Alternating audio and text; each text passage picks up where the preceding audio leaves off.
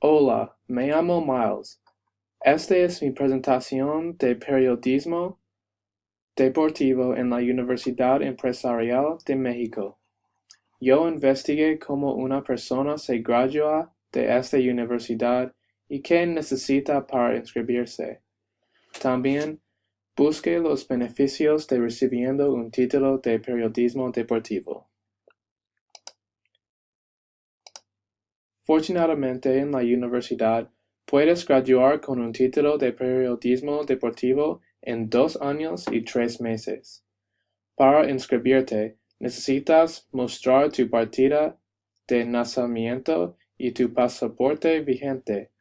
Es necesario que tú graduaste de escuela secundaria. También necesitas pagar 1,020 pesos para atender. Todas las clases están en línea, y entonces no necesitas viajar a nunca salón de clase.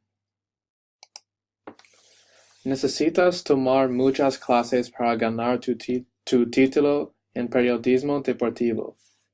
Los estudiantes aprenden de investigación, edición y presentación. También aprenden a usar equipo digital para crear contenido periodismo. En su primer trimestre tomarás metodología de la investigación, teoría de periodismo y legislación de medios de comunicación. Como se puede ver, todas las clases están relevantes al título. Entenderás temas como reportaje periodístico, periodismo digital y los derechos y éticas de periodismo.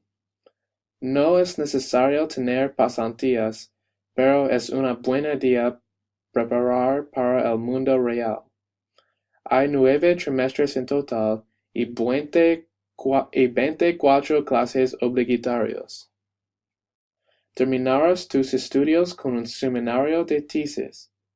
Cuando termines tu educación, tendrías el conocimiento juntar una estación de radio o de TV.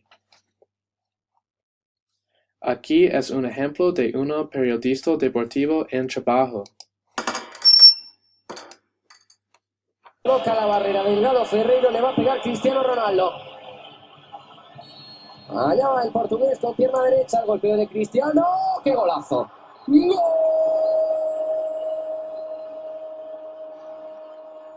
Golazo de Cristiano Ronaldo para el Real Madrid. Por favor, qué maravilla de ejecución. El golpeo con el empeine frontal. Recuperó con entrado, el cuero lo tiene Cristiano, le puede pegar Cristiano, el golpeo de Cristiano. ¡Qué golazo! ¡Gol!